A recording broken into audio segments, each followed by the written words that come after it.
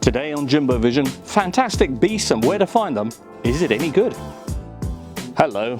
Just in time for your winter solstice movie needs, J.K. Rowling and the kind folks at Warner bring us the opening salvo in a whole new saga of witches and wizards.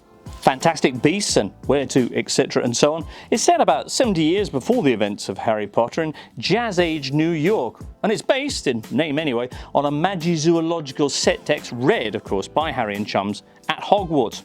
Now, given that said volume was all of 128 pages long, Warner's bold plan to squeeze this and another 4 movies out of it sounds worryingly like Peter Jackson's interminable Hobbit series all over again. But fear not, for a little bit like the suitcase that its hero carries all through the film, this is full of unexpected depths and delights.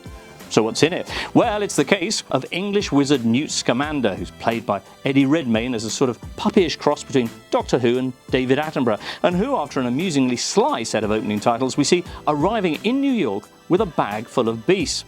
When this magical menagerie starts to escape into the city, it throws into jeopardy New York's own magical community, whose governing body MACUSA meet in a palatial headquarters and keep their gifts a secret, a bit like FIFA's Xcode, but with magic.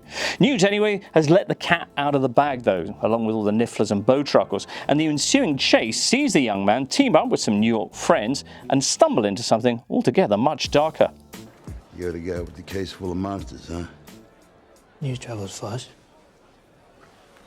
I was hoping you'd be able to tell me if there have been any sightings, tracks, that sort of thing.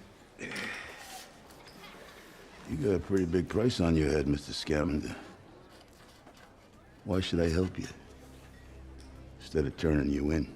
I take it I'll have to make it worth your while. Let's consider it a covered charge.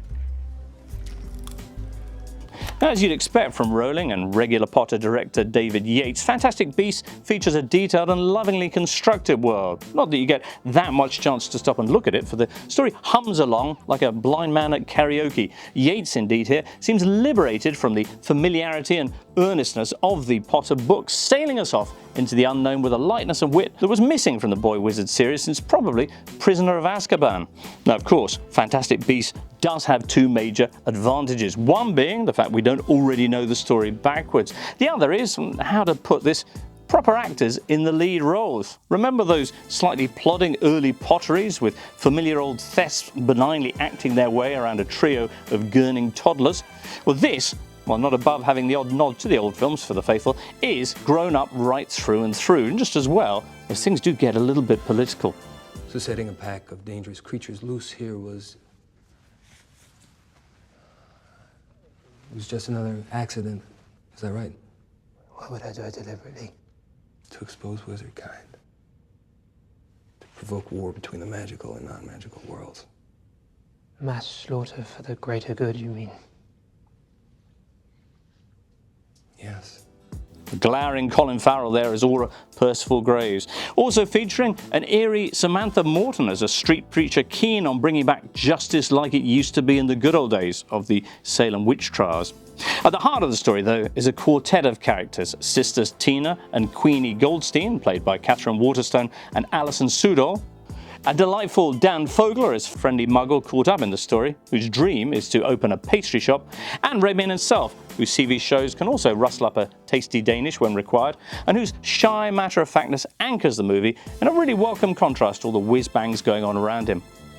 These 4 have the best chemistry since Hermione in Potions class, and it's as much their relationship as all the wand-waving CGI that makes this film such a success. To sum up then, a little bit overlong in some places, but a lot of fun in most others, Fantastic Beasts is rolling on rocking form, and proof indeed that lightning can strike twice. It's also far better than any movie based on a school textbook has any right to be. I'm actively looking forward to the next one already, but in the meantime, I'll be giving this a whopping 7.5 out of 10 on JimboVision.